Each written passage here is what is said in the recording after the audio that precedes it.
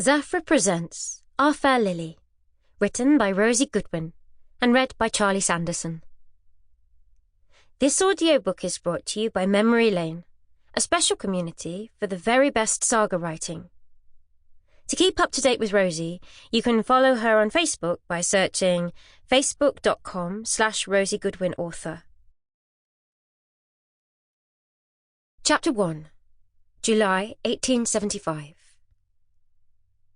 High on the hill, overlooking a valley in Galley Common, a small mining village on the outskirts of Nuneaton, stood Oakley Manor, a large, imposing house surrounded by acres of landscape gardens that had been the home of the Bellingham family for many generations.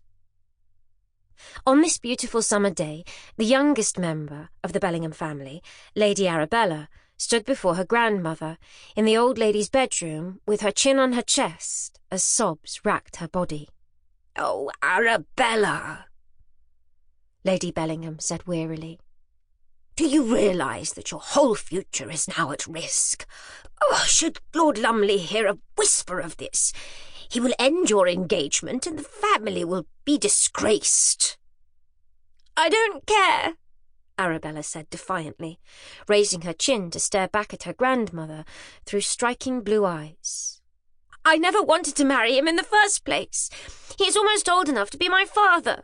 I only agreed to the engagement to please you and Mamma and Papa, but that was before I met Freddie, and I love him." "Love? Huh," the old lady said grumpily, leaning heavily on her ebony-topped walking stick. "You cannot die from love, but you can die from cold and starvation, and Freddie is as poor as a church mouse. Do you really think love will put food on the table and pay your bills? He is merely a captain in the army, whereas Lord Lumley is one of the richest men in the country. Married to him, you will live like a queen. So put this young captain from your mind." Her grandmother paused and examined her granddaughter. "How many courses have you missed?" Arabella sniffed. 4. "Then the child should be due early in December. We have no time to lose." Lady Bellingham tapped her chin thoughtfully. "Go away, child, and leave things to me. Oh, and be sure to tell no one else, especially not your parents. Do you understand me?" "Yes, Grandmamma." "Well, what are we to do now? The silly, silly girl!" Lady Bellingham said when the door had closed behind her. Her maid, Hudson, who had served her for more years than she cared to remember, frowned. She had long since discovered that although her mistress could strike the fear of God into most people, her bite was actually nowhere near as bad as her bark. "It's unfortunate, but the girl has made it known from day one that she didn't want to marry Lord Lumley. Happen it were only a matter of time before she met someone she fell in love with, and the young captain seems to be the one." She spoke as she would to one of her own class. "Rubbish!"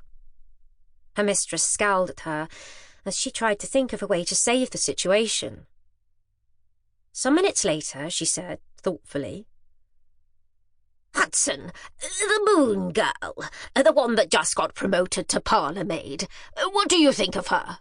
"Well, she seems a nice enough girl," Hudson answered as she tidied her mistress's bed. "Well thought of by the housekeeper, apparently, and from a respectable family in the village." Well, I have an idea. Go and tell the girl I wish to speak to her immediately." With a long-suffering sigh, Hudson went off to do as she was told. They returned soon after, and Lily Moon bobbed her knee respectfully. "You wish to see me, Mum?" Her heart was thudding uncomfortably as she wondered why she had been summoned. It was the first time she had ever been this close to the old mistress, and, as everyone had told her, she was certainly a flamboyant character. Her face was heavily powdered and rouged, and her grey hair was piled high on her head with feathers sticking out of it. Her gown was a deep lilac satin. Sample complete. Ready to continue?